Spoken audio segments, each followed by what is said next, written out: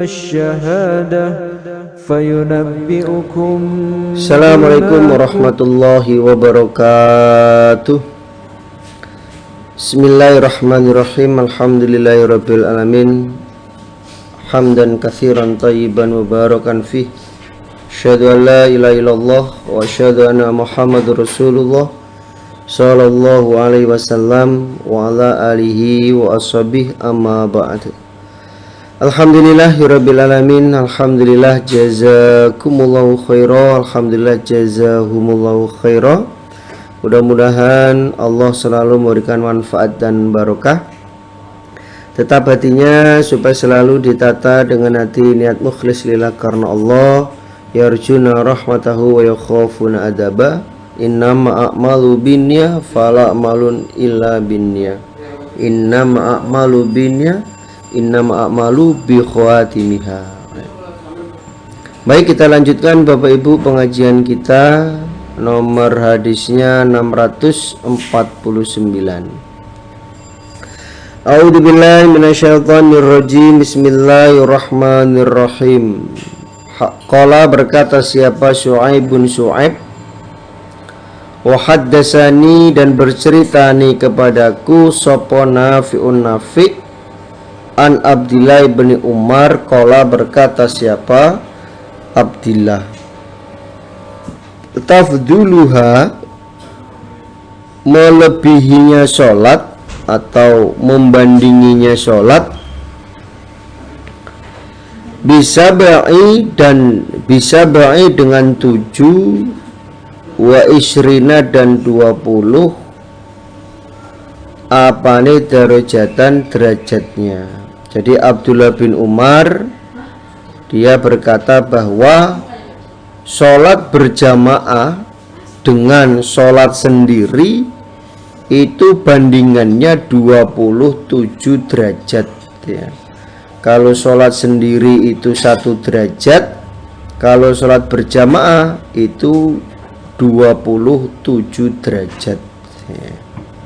Itu pun juga bisa ketika sholat berjamaah dia tidak mendapatkan apa-apa, karena di dalam sholatnya dia tidak khusyuk, sehingga setiap ketidakkhusyuan itu dapat mengurangi nilai pahala derajat sholat. Contohnya sholat sambil garuk-garuk, karena memang nggak gatel ya, digaruk, itu menghilangkan 1 derajat. Sholat sambil membersihkan kuku, kotoran kuku, wah, itu juga menghilangkan 1 derajat. Makanya di dalam Syarah Bukhari itu kan dijelaskan, kalau nggak salah ya, Imam Bukhari itu pernah mengerjakan sholat ya, saking khusyuknya di dalam sholat itu, beliau tidak terasa bahwa ada sesuatu yang masuk di dalam sarungnya ya. Kemudian dia disengat oleh tawon ya. Tawon sama lebah itu kan beda. Kalau tawon lebih gede gitu. Tawon kalau di Jawa itu biasanya tawon das namanya, yang hitam gede. Ternyata Imam Bukhari itu disengat 12 kali sengatan. Dia tidak terasa bahwa dirinya disengat, saking khusyuknya di dalam sholat. Selesai sholat dibuka, ternyata ada tawon. Nah itu, maka itu bisa saking khusyuknya. Orang khusyuk itu ya sakit nggak terasa. Ada juga sahabat Nabi ketika terkena tombak ya, ketika tombak atau panah, minta kepada sahabat yang lain untuk mencabutnya tombak atau panah itu ketika dia dalam keadaan sholat ya. Kalau dicabut dalam keadaan tidak sholat, wah itu sakitnya luar biasa. Tapi pas sholat dicabut, ya, sahabat itu tidak merasakan sakit. Ya, ini menunjukkan saking khusyuknya di dalam sholat. Hadatsana Amr ibn Hafiz qala hadatsana Abi qala hadatsana Amash qala berkata Amash, Sami itu mendengar aku Saliman pada Salim qala berkata siapa Salim. Sami itu mendengar aku Umar Darda pada Umar Darda takulu berkata siapa Umar Darda. Dakhala masuk alaiya atasku sopo Abu Darda Wahuwa dan Abu Darda iku mugdobun, orang yang dimarahkan, dalam keadaan marah. Fakultu maka berkata aku Umi Darda, ma apakah agdobaka, yang menjadikan marah apa maka padamu? Lah kamu kok tiba-tiba marah? Itu apa yang menyebabkan kamu marah? Faqala maka berkata siapa Abu Darda, wallahi demi Allah, ma'arifu, tidak mengetahui aku, min ummati Muhammadin, dari umatnya Nabi Muhammad sallallahu alaihi wasallam, syai'an pada sesuatu, maksudnya syariat agama, ila kecuali annahum sesungguhnya mereka, yusalluna salat mereka, jami'an dengan berjamaah. Lalu Abu Darda menjawab, demi Allah, aku tidak mengetahui terhadap umatnya Nabi Muhammad yang mengerjakan syariat agama. Jadi syariat-syariat agama yang dulu pernah dikerjakan oleh Nabi dan para sahabatnya itu sudah mulai luntur, sudah mulai hilang, tidak dikerjakan lagi kecuali hanya sholat berjamaah. Ya. Jadi yang mulai kehilangan banyak syariat yang sudah tidak dikerjakan. Yang tersisa hanya sholat berjamaah. Nah, ini menunjukkan saking pentingnya sholat berjamaah. Jadi syariat agama yang lain luntur, digerus oleh zaman, ya, termakan oleh zaman, yang akhirnya banyak orang itu sudah tidak melaksanakan, mengamalkan, mengerjakan syariat itu, kecuali hanya sholat berjamaah. Sebagai contoh, dulu ketika orang itu ketinggalan sholat berjamaah di masjid, dia datang ternyata sudah salam, mereka pasti menyolek salah satu di antara makmum tersebut untuk menemani sholat. Sama soleh kancani aku sholat, langsung berdiri sholat.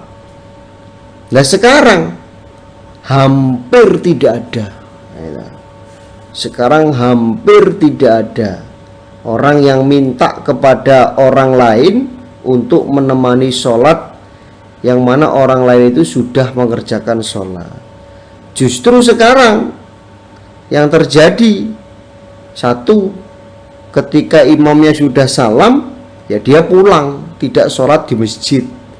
Yang kedua, dia sholat di masjid tapi sholat sendiri, ya, tidak minta untuk ditemani oleh orang lain. Nah itu sudah mulai hilang. Atau dulu kalau ada saudara bepergian, pulang kampung contohnya. Nah, nanti ketika balik lagi ke Jakarta, dia nyampaikan ada salam-salam dari jamaah di sana. Nah, sekarang hampir ya tidak ada. Nah, itulah yang disebut syariat mulai hilang ya, kecuali sholat jamaah yang masih dilakukan, masih banyak dijumpai ya. Kalau yang lainnya itu sudah mulai luntur, tergerus oleh zaman ya, tapi sholat jamaah ini masih dijumpai ya, ini. Hadatsana Muhammad ibnu Ala qala hadatsana Abu Usamah an Buraidin ibni Abdullah an Abi Burdah an Abi Musa qala, berkata siapa Abi Musa, qala bersabda siapa an-Nabi sallallahu alaihi wasallam, a'dhamun nasi, lebih besarnya manusia, apane ajron pahalanya, fi sholatihin, di dalam sholat, iku ab'aduhum, lebih jauhnya mereka jarak ke masjid, fa'ab'aduhum, maka lebih jauhnya mereka apane mamsan, jalannya. Seperti kemarin sudah saya jelaskan, semakin jauh jarak dari rumah ke masjid, maka semakin banyak pahala yang dia dapatkan ya, untuk mengerjakan sholat berjamaah di masjid ya. Waladi, dan orang yang tadiru, menunggu siapa orang, as-sholata, pada sholat, hatta, sehingga yusollaha, sholat diaha, pada sholat, ma'al imami, beserta imam, iku a'dhamu, lebih besar apane ajron, pahalanya, ajron pahalanya, minalladzi, daripada orang, yusolli, yang sholat siapa orang, sholat sendiri, suma, kemudian yanamu, tidur siapa orang. Jadi Nabi bersabda, lebih besarnya pahalanya manusia di dalam sholat itu orang yang lebih jauh jaraknya ke masjid dengan berjalan ya. Jadi jalan kaki, rumahnya jauh,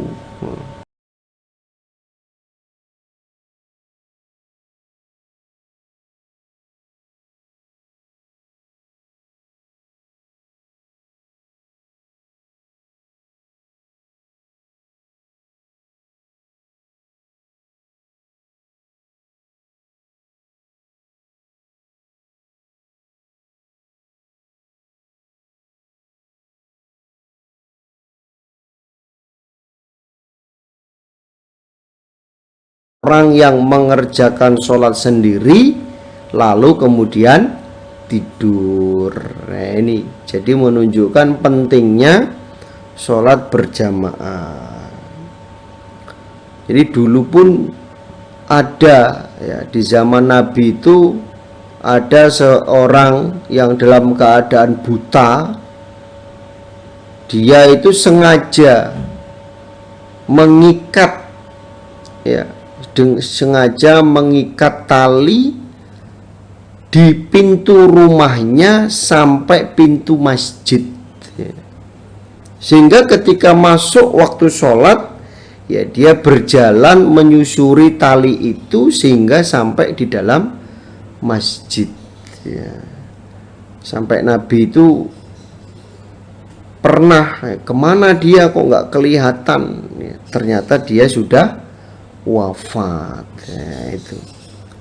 Jadi dalam keadaan apapun ya, mementingkan untuk bisa mengerjakan sholat berjamaah di masjid.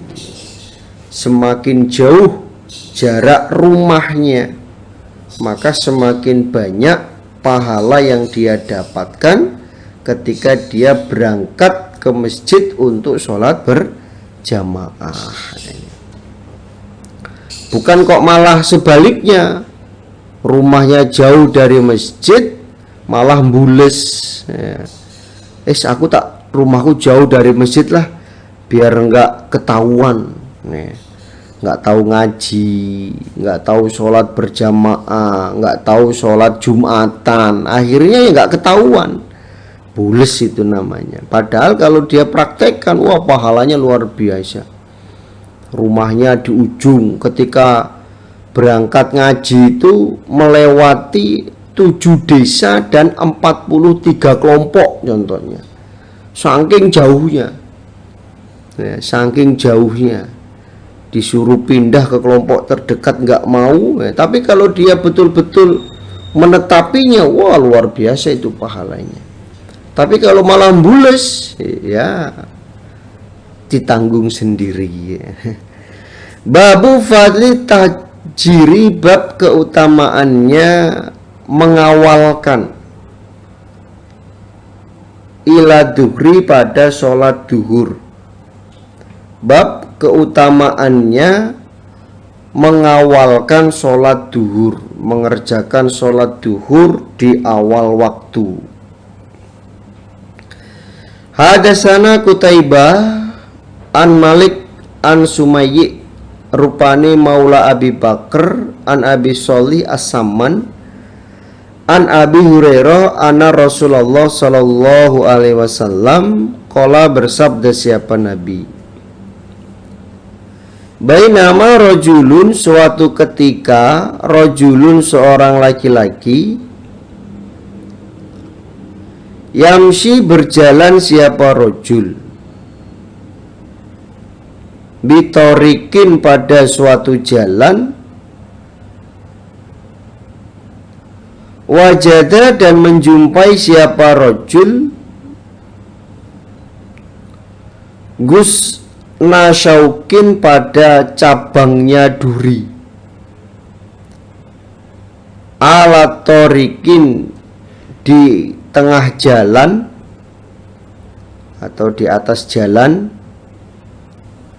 fa'akharahu maka menyingkirkan diahu pada duri, fasyakara maka bersyukur siapa Allah, maka bersyukur siapa Allah lahu pada rajul, faghfara maka mengampuni siapa Allah lahu pada rajul. Jadi suatu ketika ada seorang laki-laki yang berjalan di suatu jalan, lalu dia menjumpai pada cabangnya duri, maksudnya pohon berduri di jalan, lalu dia menyingkirkan atau membuang, meminggirkan ya, contohnya di tengah jalan itu ada pelepah kurma, pelepah kelapa, atau ada pohon roboh ya. Kemudian dia meminggirkan sehingga tidak membahayakan oleh orang lain, maka Allah mensyukuri kepada rajul itu karena menyingkirkan duri tersebut, dan Allah mengampuni dosanya, dan Allah mengampuni dosanya. Suma kemudian qala, bersabda siapa Nabi, asyuhada'u adapun mati syahid iku khomsatun ada 5. Mati syahid itu ada 5. Yang pertama al-mat'unun, orang yang sakit terkena wabah. Mat'unun, orang yang terkena wabah, wabah taun kalau zaman dulu. Kalau kemarin ya corona atau covid. Wal mabtunun, dan orang yang sakit perut. Sakit perut itu maksudnya sakit dalam, sakit di organ dalam. Wal goriku, dan orang yang tenggelam, tenggelam. Wasahibul hadmi, dan orang yang kerobohan, orang yang kerobohan, longsor dan lain-lain sebagainya. Wasyahidu, dan orang yang mati syahid fisabilillah, di dalam sabilillah. Jadi ada 5 kategori mati syahid, tapi nilai pahalanya berbeda-beda. Ya, walaupun dikatakan mati syahid, tapi nilai pahalanya berbeda dengan orang yang mati syahid di dalam membela agama Allah. Yaitu orang yang terkena wabah, yang kedua sakit organ dalam, yang ketiga tenggelam, yang keempat kerobohan, yang kelima di dalam medan perang, mati di medan perang. Tentu nilai pahala syahidnya berbeda. Waqala, dan bersabda Nabi, lau ya'lamu, seandainya mengetahui siapa annasu manusia, ma pada apa-apa, maksudnya pahala, fin nidain, di dalam azan, wasofin, dan barisan, al-awali, yang pertama, mendapatkan sof awal. Suma kemudian lam yajidu, tidak menjumpai mereka, illa, kecuali, ayastahimu, bahwa mengundi mereka, yang harus diundi untuk bisa adzan atau untuk bisa mendapatkan sof barisan awal. Lastahhamu, niscaya mengundi mereka, alaihi, atas ma, niscaya mengundi mereka, alaihi, atas ma, atau adzan atau barisan awal. Lalu Nabi bersabda, seandainya manusia itu tahu pahalanya di dalam azan dan barisan yang awal, kemudian mereka tidak bisa mendapatkan semua itu kecuali dengan diundi, pasti mereka akan mengundi untuk mendapatkan barisan awal atau azan. Nah, ini menunjukkan begitu besar pahalanya, ya, menunjukkan begitu besar pahalanya, sehingga walaupun diundi tetap akan dilakukan. Walau ya'lamu, dan seandainya tahu mereka, ma apa-apa, fitahjirin, di dalam duhur awal, mengerjakan sholat di awal waktu duhur, lastabaku, niscaya berlomba-lomba mereka, ilaihi, pada duhur awal. Seandainya mereka itu tahu begitu besar pahalanya orang yang mengerjakan sholat duhur di awal waktu, pasti mereka akan berlomba-lomba untuk mengerjakannya. Ya, karena banyak yang tidak tahu, yang akhirnya sholat duhur itu disia-siakan. ya, disia-siakan. Nanti ajalah, baru juga azan, sudah qomat, nanti aja baru qomat, ya. Tahu-tahu jam 3, jam 2. Nah, ini itu yang disebut, ya, berarti menyia-nyiakan. Walau ya'lamuna, dan tidak mengetahui mereka ma pada apa-apa, dan seandainya mengetahui mereka, ma pada apa-apa, maksudnya pahala, fil atamati, di dalam sholat isya akhir waktu, was subhi, dan sholat subuh, la atau huma, niscaya mendatangi mereka pada keduanya, sholat isya di akhir waktu dan sholat subuh, walau habwan, walaupun dengan ngesot. Seandainya mereka tahu begitu besar pahalanya orang yang mengerjakan sholat atamah dan sholat subuh, pasti mereka akan mendatangi keduanya walaupun dengan keadaan ngesot, ya, itu. Tapi kembali lagi, ya, jangan sampai ngeremehkan.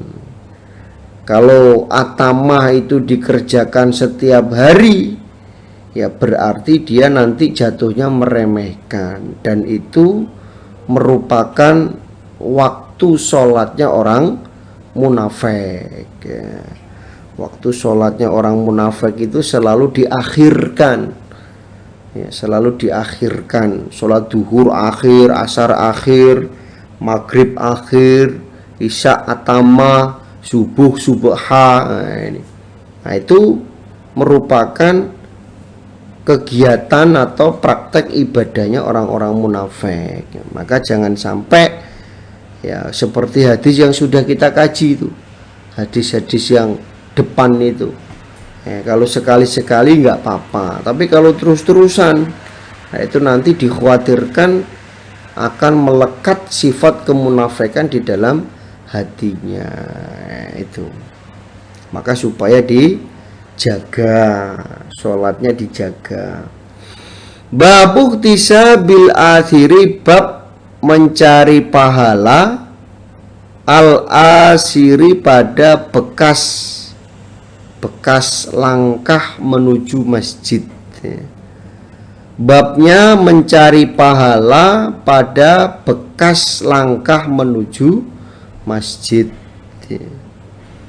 Hadatsana Muhammad ibn Abdullah ibn Khawshab qala hadatsana Abdul Wahhab qala hadatsana Humaid an Anas qala, berkata Anas, qala bersabda siapa an-Nabi sallallahu alaihi wasallam, ya Bani Salamah, hai Bani Salamah, ala tahtasibuna, adakah tidak mencari pahala kalian, asarokum, pada bekas langkah kalian. Hei Bani Salamah, kenapa kok kalian tidak mencari pahala pada bekas langkah kalian? Qala, berkata siapa Mujahid, fi qaulihi, di dalam firman-Nya Allah, wa naktubu, dan menulis kami Allah, ma pada apa-apa, qaddamu, yang mendahulukan mereka, wa asarohum, dan pada bekas langkah mereka.